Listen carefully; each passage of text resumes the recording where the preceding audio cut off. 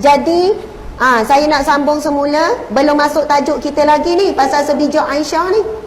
Tapi sebab nampak semua dah bijak-bijak dah belaka, jadi macam dak kupas panjang pun macam bijak dah sangat. Tak apa, kita akan masuk sebab ada banyak cerita pasal Aisyah yang saya nak kongsikan pada hari ni. Tapi ayat yang kedua ini, para muslimat sekalian, bila Allah sebut apabila manusia itu diuji dengan kesempitan, lalu mereka merepek, mereka mengeluh dengan berkata, Tuhanku telah menghinakan aku. Saya percaya ramai yang berada di sini ni ada di kalangan kita, di kalangan fuqara wal masakin, orang susah, orang miskin. Tapi kalau tengok sekilas nampak macam orang kaya belaka, nampak tudung tu macam mahal belaka, senyum sikit belaka. Kita boleh can senyum orang kaya dengan tak. Jadi semua senyum tu nampak senyum orang kaya. Alhamdulillah. Maksud kaya apa? Apa maksud kaya? Yang pertama, kaya jiwa. Kita bahagia bukan sebab banyak harta ke kurang harta, tapi bila kaya jiwa, ia tidak diletak bahagia itu pada nilai harta. Kita mampu senyum untuk setiap hari sebab kita hargai setiap kurniaan Allah, sikit ataupun banyak, yang penting barakah. Allahu Akbar. Tapi saya juga nak berkongsi kegembiraan kepada orang yang susah, mungkin orang yang miskin, mungkin orang yang sempit. Pada kali ini dengan beberapa kisah Rasulullah sallallahu alaihi wasallam pernah ketika itu bersama dengan fakir miskin. Lalu Nabi pun berdoa dengan satu doa, Allahumma ahyini miskinan wa amitni miskinan wa anshurni ma'a miskinan. Ya Allah, hidupkanlah aku sebagai orang miskin, matikanlah aku sebagai orang miskin, dan bangkitkanlah aku di padang mahsyar kelak bersama dengan orang-orang miskin. Nabi doa gitu sebab apa? Antaranya ketika peristiwa Isra' Mi'raj, Nabi berhenti sekejap di hadapan kaum muslimin ketika itu. Lalu Nabi bersabda, sesungguhnya aku diperlihatkan gambaran syurga, dan aku melihat ramainya di kalangan ahli syurga, di kalangan al-fuqara wal masakin. Kemudian Nabi sebut, aku diberi gambaran penghuni, dan aku melihat ramainya penghuni neraka di kalangan para wanita. Kita memang tak suka dengar ni. Kita memang rasa macam tak happy lah. Apa pula orang puang amat? Ustazah biar betul, rasanya orang puang lah kuat mayang. Betul tak? Bab mayang sunat, mana lebih rajin? Orang puang ke orang lelaki? Ngaku tu. Tapi sungguh orang puang lah awak sungguh duk mayang duha. Bila dengar ceramah suruh 12 sampai 12 pun yang mayang. Lepas mayang, Assalamualaikum, Assalamualaikum warahmatullah. Tengok suami dia golek, tengok telefon. Awak ni bila nak mayang? Tua-tua ni belajarlah mayang duha. Tu lah rezeki awak sepik. Contohlah.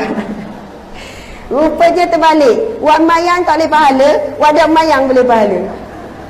Sebab lepas mayang dia rasa dia lebih baik, lepas tu dia pergi bidah orang lain pula. Dia pergi peli pula. Suami boleh pahala dia, pahala sabar kena bidah. Tahan je lah.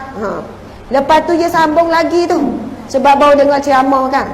Saya tambah masuk syurga seorang-seorang. Kalau boleh nak masuk dengan awak. Tapi kalau awak malah gini, macam mana nak masuk syurga sama-sama? Kalau suami tu boleh jawab, reti jawab macam kita, awak tu confirm syurga ke? Kita kadang cakap macam ahli syurga cakap. Padahal ada jamin pun kita masuk syurga. Betul tak? Jadi nak balik kepada hadis Nabi tu tadi tu kan. Bila Nabi kata, ramai ni di kalangan penghuni neraka tu aku melihat di kalangan kaum wanita. Dan Nabi sebut ni bukan dengan gembira, Nabi sebut dengan bimbang, dengan susah hati. Walaupun kita kadang rasa tak setuju, kita kata, Ustazah orang puang ni dia kuat dengar kali. Bahasa ganu kita kuat dengar. Tapi kena translate ni sebab ada orang luar dengar. Orang puang lah paling semangat bila datang majlis ilmu. Saya cakap luar tak apa ke? Ke rasa nak je luar? Orang ganu cakap luar, action Ustazah ni. Sebab kalau saya cakap ganu straight ni, orang yang tengok dekat FB Live ni tak faham. Nyaknya sebab ramai orang luar. Nyaknya pun tak faham tu. Kesian mereka. Macam tu. Jadi kalau kita tengok orang perempuan kalau majlis ilmu, memang antaranya yang paling ramai orang puan lah. Suka mendengar majlis ilmu, yang dengar YouTube ceramah-ceramah pun orang puan. Masya Allah. Kemudian yang suka sedekah, puan ke lelaki yang suka sedekah? Puan. Hari ni hari perasan sedunia lah, bahawa lelaki tak ada. Orang puan mudah siang, orang puan mudah nak mudah gini. Dia dengar ceramah pasal sedekah, mangat dia sedekah. Orang puan suka tolong orang. Kalau kita mikir banyaklah kelebihan orang perempuan, sebab Allah beri dia hati yang lembut. Kalau dia dengar ceramah, dia mudah nak berubah, dia mudah rasa nak insaf, dia mudah rasa nak mikir pasal anak, pasal suami. Contohlah kan, kalau kereta rosak, kalau kereta rosak, suami ni kalau kereta rosak tengah jalan, dia mikir gana nak beki ni, nak telefon siapa lah ni, kereta rosak. Orang puan lain. Orang puan bila kereta rosak tengah jalan, bang, dosa menda lah kita buat ni.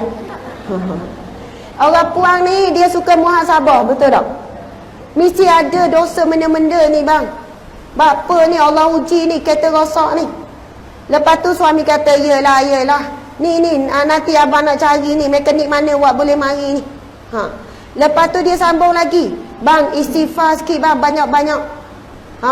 Kena istighfar. Lepas tu kena ucap innalillah. Macam-macam. Masa tu dia praktik lah.